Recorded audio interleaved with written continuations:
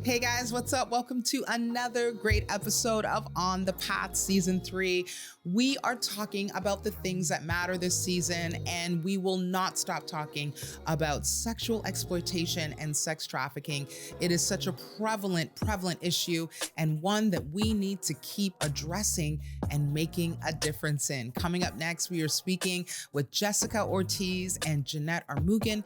They are from Fight for Freedom, and they're going to talk to us about what is currently going on and the state of mental health for those that are in the industry and are trying desperately to become free. I want to also share with you how you can be an agent of change and what is in your hand that you can make a difference. We are going to ignite some hearts today, guys. Available on all podcast platforms, or sign up to my YouTube channel and watch it there. We're going to change the world, y'all. I'll see you on the path.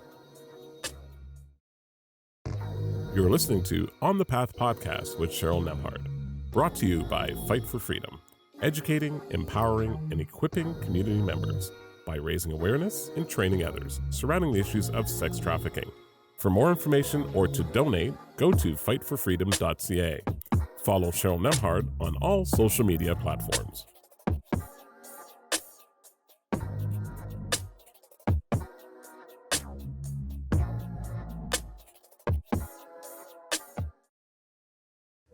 Hey guys, welcome to On the Path. I'm so excited to have you with me. Guys, today I'm speaking with people that I can honestly say are friends of mine. I know their hearts. You're going to love them. These are two powerhouses doing incredible things for Fight for Freedom. And if you don't know, now you know, as they say. Fight for Freedom is our sponsor for Season 3 of On the Path. And we are so excited. We're going to be talking about a topic that needs to be addressed as much as we possibly can, and that is sexual exploitation and sexual trafficking. These guys have a heart to do incredible work in the area of freedom, and I cannot wait for you to hear their story. Would you please welcome for me Jessica Ortiz and Ginette Armoogan? Ow! Welcome to On the Path, guys. Thank you. Thank you for having us. Yeah, thank you for having us. Oh, I'm so glad to have you guys. And you know, it's so funny. I have such great stories and great relationships with both of you. The fact that you guys work together is crazy. How long have you guys been at Fight for Freedom together? Well, actually, we started, I believe it was the same week, if not the same day, 2 years ago, just over 2 years ago. No way. You started on the same day. I love it. I love it.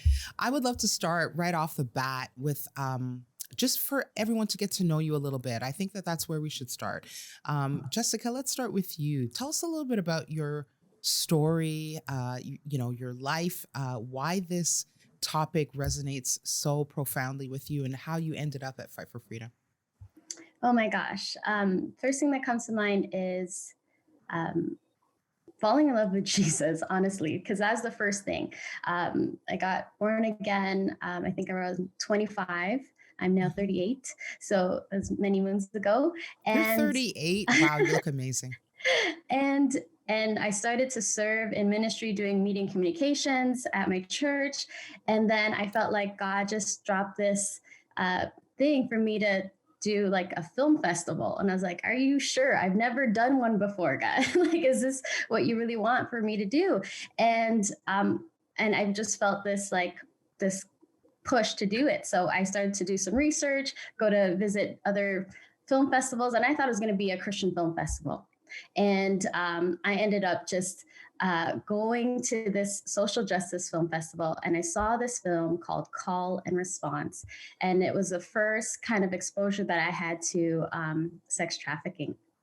And it was just obviously heartbreaking and heart-wrenching. And I remember there was something in my spirit that was just like, this like perfect hate for wickedness and a love for righteousness all in one ball. And I just was like, I have to do something. I can't just watch this and not do anything about it.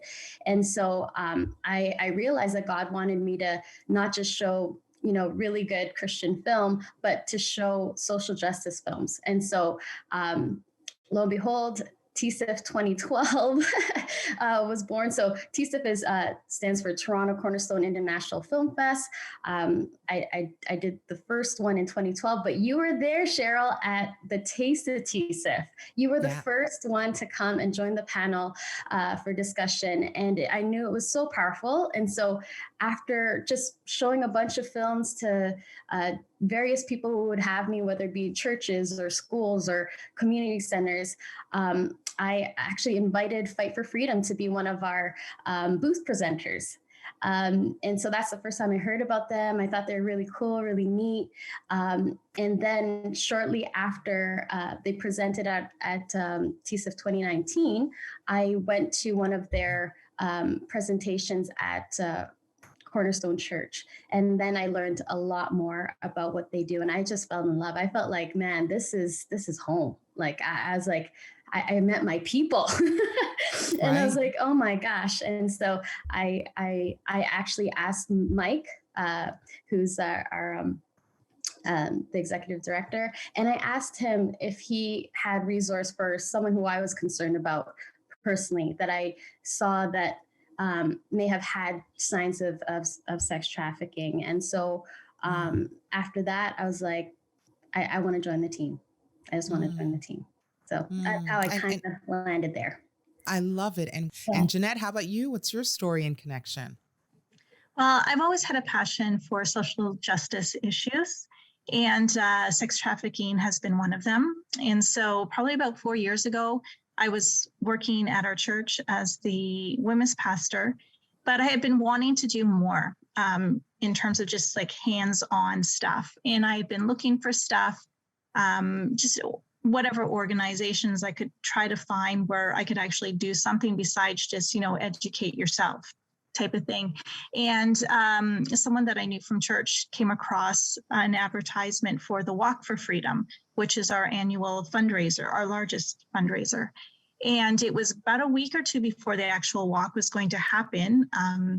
And so I just signed up because I found out it was a Christian organization, which was really important to me personally. So I signed up and I peppered the people there with questions about the organization, outreach, that sort of stuff, and signed up to be a volunteer. I did that for a couple of years and then just felt there was time for a change in my role at church. And so I stepped back from that and resigned my position. And then one thing led to another, and I joined the staff at Fight for Freedom, and it has been the most fulfilling experience ever. I love it. Like Jessica said, I found my people. It's just been awesome. Wow. Well, I can't wait to hear more about your heart and what you're learning, what you've been, observing in terms of what's happening in the lives of those that have been sex trafficked. But I want to ask you first about your personal life and where you're at right now. I think it's important to connect us to the viewers and the listeners. 2020 and 2021 have been a real challenging, I'd say the past 18 months has been super challenging and devastating for so many. And I know there's been a lot of disappointments and setbacks for all of us. I want to ask you guys, I ask this to everyone who's on my podcast, what are you learning or what have you learned about yourself, or what is God teaching you through this really hard season of crisis? Jess? Yeah, felt like lots, but specifically, like keeping in touch with people or keeping in touch with the right people is so crucial. I find that people can get lost in their own headspace, as I did during this pandemic. And back in March of 2020, I was actually diagnosed with PTSD from the traumas that I experienced in my own past. And honestly, it's helped me to relate to survivors on a different level with even more compassion and empathy. And I realized that if I didn't surround myself with the right support, things could have gone downhill pretty fast, right? So 2020 was the first time I engaged in counseling, psychotherapy, that type of counseling, as well as meeting with a spiritual director regularly. And now I'm such a huge proponent of counseling. I think it's so good and healthy for everyone, whether you're experiencing a crisis or not, to get counseling, and surround yourself with people who truly care about you and have your back and have your interests, and those that can speak life into you and build you up, and professionals as well, so surrounding yourself with the right people. So good. Thank you for that. Ginette, what about you? Mm-hmm. Well, like many introverts, I thought I would be okay. They kept talking about lockdown, stay at home, and I thought, okay, I got this. I've been practicing all my life. However, I realized that I need community a lot more than I thought I did.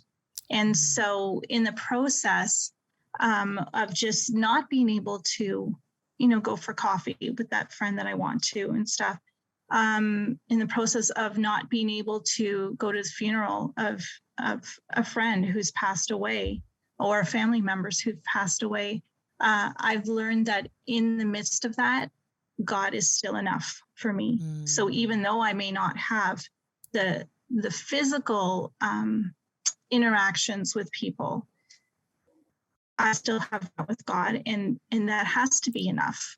And so just learning to just lean on him more in those times when, you would normally just call up a friend and say, hey, what's going on? Or let's just meet for coffee because I just need to see you. Instead, going to God for that. And also, along with what Jessica was saying, making use of the resources that are available, talking to a counselor, having a safe space to just process some of those things, right? Has been really, really helpful. So good. And, as we're going through, imagine now, all the struggles we're facing, and you talked about PTSD, Jess, those that are in the industry, those that are trying to get out, those that are being sexually exploited, everything compounds with COVID, and everything compounds with quarantining and all of that. It makes everything so much worse. But Fight for Freedom is doing some really incredible work in the area of rescue, rehabilitation, education, aftercare.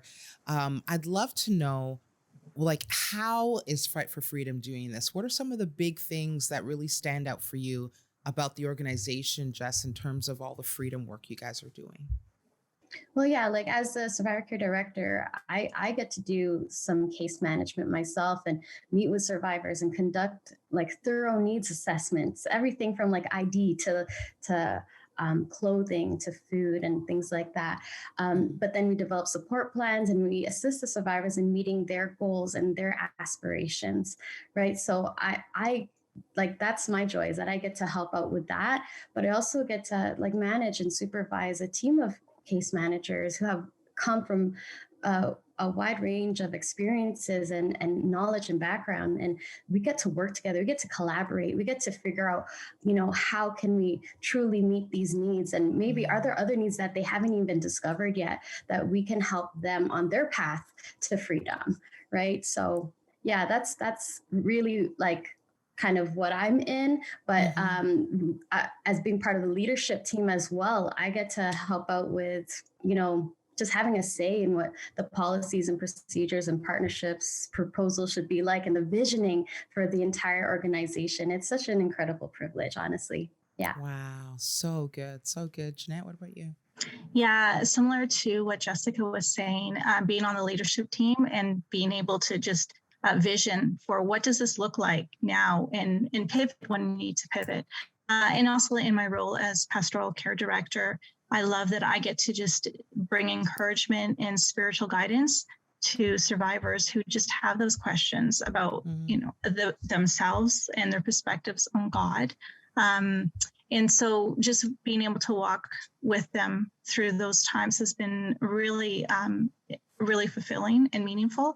In addition, even though many of our outreaches had to shut down because businesses were closed because of restrictions, there was part of our ministry that did not or was not affected by that, and that's our online ministry. And so I've been able to be a part of that and be witness survivors coming out of that industry as a result, direct result of our online ministry. And so that has been such a huge blessing and encouragement through this journey. I love that. And I love the word that you used. It really resonated with me. Meaningful, that you talked about meaningful work. That makes me think about this question. What is it about the work that is so meaningful for the both of you? Okay, I'll go first. When I was younger, I had experienced some trauma as a child. And so even though it wasn't sex trafficking, trauma is trauma, but like pain is pain in a sense, right? And being able to experience the freedom that God brings to individuals, that he brought to my life personally, gave me hope to know that he can do this to others, right? For other people. And so just being able to be that voice of hope to other people, being able to show love to other people, is really one of my favorite things, if not my favorite thing to do. I love it. Jess, you? Yeah. And just like finding out what survivors need and figuring out ways to get what they really need. So like I've always enjoyed creative problem solving, even as a kid. And I'm actually reminded of the scripture. It is the glory of God to conceal a thing, but the glory of kings to search out a thing. And that's in Proverbs 25:2. And I like to play this treasure hunt game with God. It's kind of like a fun thing that I do with him, you know, as I pray and try to intercede for those that come across our services. Like I know that he already has provision in place for his beloved, right? Like he has provision. It's just a matter of searching it out, right? So the coolest thing for me is to witness how someone is truly touched by the love of God when they receive something that they really need, or even beyond what they thought, dreamt, or imagined that they could receive. So that's kind of the joy that I have that keeps me going. So good. Thank you for sharing that, guys. And you know, it's funny because when I think about the sex industry as a whole, and I think when we from the outside look at sex trafficking, sexual exploitation, I would say safely that we get a lot wrong. There's a lot of misconception. There's a lot of misunderstandings about the inner workings of that industry. And I would love, in your own way, help us set the record straight today. What do we need to know about the sex industry and those that are trying to leave it? Jess, we'll start with you. Sure. Like we need to know really and truly how prevalent it is. Like it's such an undercover thing still, but it really is happening under our noses. And we need to recognize those red flags. And sometimes I call them like orange flags or yellow flags. They are there, but we have to be able to spot them out. And we also have to have conversations about it. Like to know how to have conversations about it with our loved ones, with our family, with our friends. Like it should be kind of a topic that we talk around, even the dinner table. And I know it's not comfortable, but I've gotten more used to it because I realize how much it's still in the dark. Yeah. So I would say that is just having more conversations about it. And also, you know, knowing the resources that are out there, like Fight for Freedom. Beautiful. Ginette? Yeah, I would say is to realize that it can happen to anybody. It can be your sister. It can be your friend. It can be your neighbor. It's just so prevalent, and people, I don't think, realize it. They tend to associate it with, oh, it happens in another country. Oh, it just happens to this demographic or this socioeconomic group. But it really is across the board. It happens to anybody. And so realizing that it's not like the movie Taken in most cases in Canada. That's not what trafficking generally looks like. Also, to remember is that those chains often are invisible. So the chains that keep someone who is being exploited or trafficked chained in a sense to their trafficker, those chains are invisible, but support is really crucial. So when they do come out of that that industry, they really need the supports with them. So the volunteers, the organizational structures, the resources. So just supporting those individuals as best as possible is really crucial. Ginette, so good. You talked about chains. That's so powerful, that visual for me. And I think, it's interesting because these chains are unseen. So you can't target or identify someone right away as someone that's being sex trafficked. It's very underhanded. It's very it's like, psychological, it's emotional control, it's fear, it's, financial control. There's a lot of other chains. And one of them that's breaking right now with, as we said, this elevation of COVID and crisis and quarantining is mental health. There's a lot of struggle right now. I've come to understand with the people that you're working with. In fact, unfortunately, I heard that there was a suicide recently, someone that had taken their own life, and that just breaks my heart.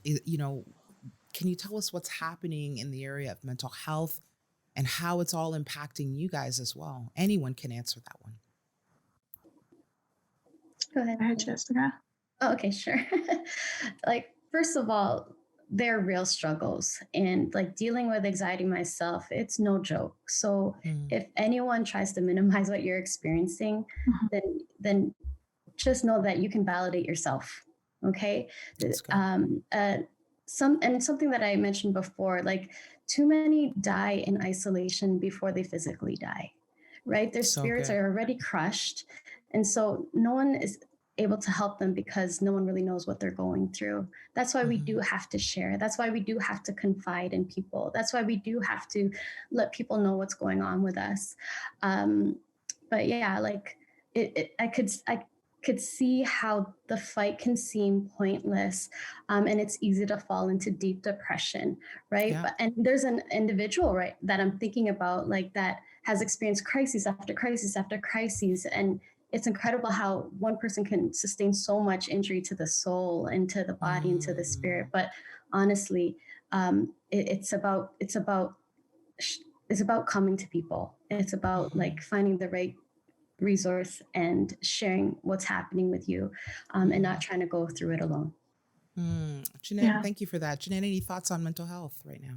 Yeah, I think to just underscore the prevalence is the need for support again. And for our survivors, I think of a survivor that in relation with right now, and she's going through a really hard time. So part of what support looks like is actually being there for the person, visiting them, giving them words of encouragement, helping them kind of problem solve with their situations as well, right? But it's the gift of presence that's super, super important.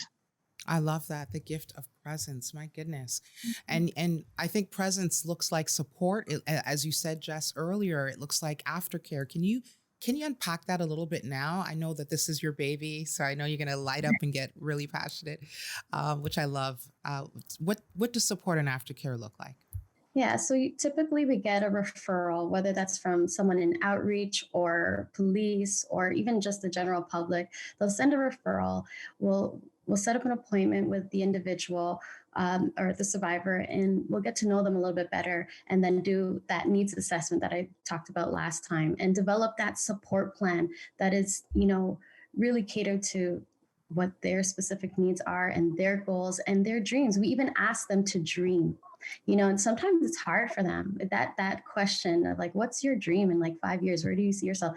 It can be difficult to have that conversation. But once we, talk about those things and they know that we're a consistent support for them, I always say I can't promise everything, but I can definitely try. I can definitely do research. I can definitely try to find resources. And so, so it's just building that relationship and journeying with them to meet their own goals of what freedom looks like for them.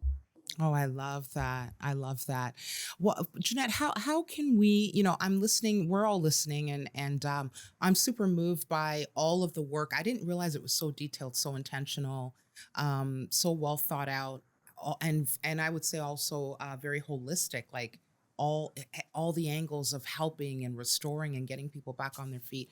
If we wanted to be a part, if we wanted to play a small part in our own way, what can we do, Ginette? Are there ways to partner?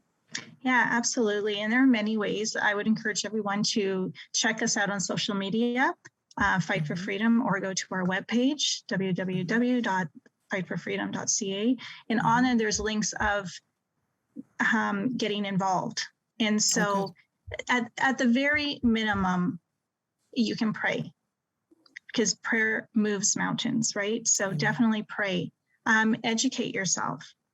Find out, what does trafficking look like in Canada? What are the signs? And that way you're more aware. And if you see, red flags and stuff like that, you can do something about it.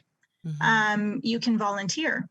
We have teams in Canada, even in the Philippines, and now starting in the US, that go out on a regular basis to the places where sex trafficking and exploitation are known to happen. And they do outreach. I myself lead an outreach team. And so you can get involved in outreach. You can get involved in being an advocate for survivor care. There's admin support. We have interns. I mean, you could have a business and you want to provide a place for a survivor to work or teach us some life. I mean, really, what do you have in your hand? And how can God use that? I would go to God and ask him, how can God use me? And then also donate, because Fight for Freedom, as well as many other organizations that are in fighting sex trafficking, are often nonprofits. And so we rely on the generosity of people who feel moved and want to make a difference. And our staff, we are 100% support raised salaries, and so support a staff member. It's really, when you do that, you're actually a part of the answer. You're a part of the work, because you're enabling us to do what we do. So there are just endless opportunities to get involved and make a difference. So good. Oh my goodness. I'm excited to even figure out ways that I can help in small ways. And, I want to encourage people. I love what Ginette said, guys. What's in your hand? And that's the whole idea, that you may not be able to hit the streets. You may not be able to do the physical work that these guys are doing, but by extension, you could play a really important role just by doing and donating time, energy, resources. All of it helps. All of it helps, right, guys? Yeah. Wow, that was incredible. I want to thank you, Ginette, for all of those ideas. And listen, I love what you said about what's in your hand. That really, that got me, because the truth is, I think we sometimes think we can't make a difference. Who am I in my little corner? Who am I in my, suburban life? How can I really affect change in these, grittier places? But the truth is, by extension, your time, your energy, your resources, your finances, all of this helps the people who can be there, who can be face to face and doing the work. So thank you so much. And we'll get all that information in just a minute. But I want to ask you both a question. I want to shift it back to personal again, because I feel like every single person, the concept of on the path is that we're all on this path. We're all growing. We're all learning. God is teaching by our valleys and by our mountains, the mistakes too, give us great lessons. In fact, I would say more lessons than the mountaintop stuff. So let's talk about this storm that is 2020 and 2021. It's been a hard go for so many people. I can give a grocery list of all the highlights, lowlights. Global pandemic, economic downturn, businesses closing, people have lost livelihood, lost their resources. Domestic violence has tripled in numbers and rates. Sexual violence and physical violence against children also skyrocketing. There's a lot of mental health breakdowns. Then we have racial tensions. Let's add all the externals, political upheaval, natural disasters. Like, it's just, right? Like, take a breath. How have the storms of this past season How have they affected you? What have they taught you about yourself? What have they taught you about God? And what are they teaching you about others and maybe your place in the world? Anything around those things. So, Jess, can I start with you? Share some lessons that you're learning about the storms. That what are they teaching you? I think it taught me that I was a lot more broken than I thought. I think I walked around thinking I was a lot stronger. And, when things hit, I think especially in March of 2020, it just rocked my world. And I was like, wait, is Jesus my rock? And what I did learn though was that, God does and can work all things out for the good for those that love him and are called according to his purpose. Like, I remember that you mentioned domestic violence, and so that's one of the main reasons why I'm here today, is because like my mom endured many years of domestic violence and abuse.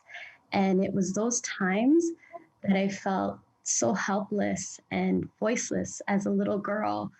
It's those times that propels me today to want to fight for freedom for others. Now that I can, now that I have a voice, now that I can help, right? So, I've learned that God, he can turn the storms into a beautiful garden if we allow him to. I love that. And have you learned anything about others? Yeah, like I learned that that we're a lot more similar than we think as well. Like that, it's like we all bleed, we all get hurt, we all have struggles, and that like it's okay. You don't have to put up a front. Like it's all right. And I feel like this pandemic actually has forced people to come closer together, if anything, because you actually had to intentionally connect with others and really want to know what's going on in their life, and really want to be there for them. So I learned like who my real people are too. Like, so Fight for Freedom is my fam. There's like a handful of people, I would say like 5 people, maybe even less than that I find are true confidants. Yeah. And so you got to find those people. So good. So good. Ginette, what about you? What have the storms taught you about yourself, God, and others? They've taught me that I am tenacious. I like that weed that you just can't get rid of. And just, you hit it with stuff and I'm going to keep moving forward. I mean, sometimes it gets stunted a little bit. And I'm going to cry. I'm going to have meltdowns. But with God's help, I'm going to keep on putting one foot in front of the other. And so there's strength in that. And strength doesn't look necessarily like muscles. It doesn't look like the brave face all the time. The strength comes in just choosing to just one more day, sometimes when it's just you're at your lowest. I learned that God continues to be faithful and loving, right? And honoring to those who continue to be faithful to him. But he is loving to those who don't either. Like, he is just such a loving, faithful God. And I learned that people are like, kind of like what Jess was saying, there's more brokenness than you think that's out there. And the need to be that light and hope to other people is really strong, really strong. So. So good. Thank you so much. Yes, please. Yeah, I was just thinking, like, one of the things that I learned about other people and myself in this time and season is that we really need to be prisoners of hope. We need to live that scripture out, and to not give up on ourselves and not to give up on others, despite what they may be displaying, despite what they may be showing you, despite what they may be saying. I think that just to have that hope that there's a brighter future, that God has a plan for each and every one of us, and that he is going to work all of this stuff out, even it's all ugly right now, you know? I think that, just that's something that I've been trying to hold on for a while too. It's just like, I'm going to be a prisoner of hope. This looks hopeless on the outside, but there is a hope that, you know, if this person is still breathing today, then God has something for them. So, yeah. I love that. And if you're listening right now or watching and you've stumbled onto this podcast, or you're a regular viewer, listener, you've shared it perhaps, and maybe you got it as a share. It's not an accident. It's not a coincidence. If you are breathing, that means you have purpose and you have destiny. God has a plan for you. There is something for you to do. And there is something for you to jump into wholeheartedly. And I encourage you to examine for those, as well as Ginette said, just going back to that because it's so powerful. What's in your hand? How can you make a difference? And, you know, in this conversation around sex trafficking, one of the ways you can is by donating, as Ginette said so perfectly, to Fight for Freedom. And I'm going to just give the website, but I'm going to ask them to other ways that they can connect. We can connect with them. Fightforfreedom.ca is where you would go to get some more information and to consider making a donation to further this incredible work. Guys, how can we track with you on social media? And do you have any events coming up that we can all be a part of? Yeah, well, we have one event coming up in September. September 25th is our annual Walk and Ride for Freedom. And so you can find more details on the website. And so that day you can, restrictions permitting, we will gather together in groups, or you can do it now individually, or a few different options are available, but we're just raising awareness and funds to continue our ministry with Fight for Freedom. And so that is something that you can get involved with. It is a prayer walk, so we will be walking in various cities across Canada and the Philippines, even in the US. And so get involved in that. And we just had Talent for Freedom, and Jessica could speak more about that amazing event. So we have an events page. Definitely check that out and get involved with that. Jessica, you want to add some? Yeah, so Talent for Freedom is on our website as well, the entire show. So people had to vote, but the voting has passed, but there's still a lot of talent there. And just like what Ginette was saying, what's in your hand? People who felt like they wanted to fight for freedom through their talents, they participated in this Talent for Freedom. Oh, and so I love that. they're singing, dancing. It's fun stuff. It kind of brings things light to a really tough subject, but you use what you can. And even I'm singing on there, so it's fun. So good. I was going to just say, you can also follow me on Instagram. I'm still kind of new to it, but at Just for Freedom.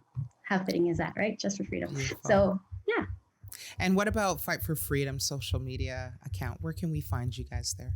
Yeah, so we're at fightforfreedom.ca as well. So I'm often just reposting what they post. So Yes. Is it? I think it's at Fight for Freedom CA. Is that correct? Is it .ca? Yeah. Oh, it's okay. Yeah. Fight for Freedom CA. Yes, that's beautiful. Ginette, you had something to say? Yeah, I was going to say Facebook, Instagram, Twitter, I believe as well. Mm-hmm. So the major platforms, you can find us there. Beautiful. Fight for Freedom CA. Sounds good. Guys, listen, I got one more question before I let you go. This one is a surprise question. I ask it at every podcast, and I love that the answers have never, ever duplicated. Crazy. Like over 60 shows and all different answers. So here we go. In light of the conversation that we're having and all of the beautiful things that have been coming up, I want you to finish this sentence for me. It's time for what?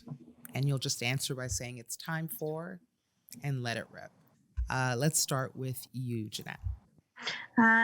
It's time for change. We need to stop this pornified culture. We need to change that, because that's really feeding into the whole rise of trafficking and fueling that whole industry. So it's time to change that. It's time to change our culture. I love that. Jess, what is it time for?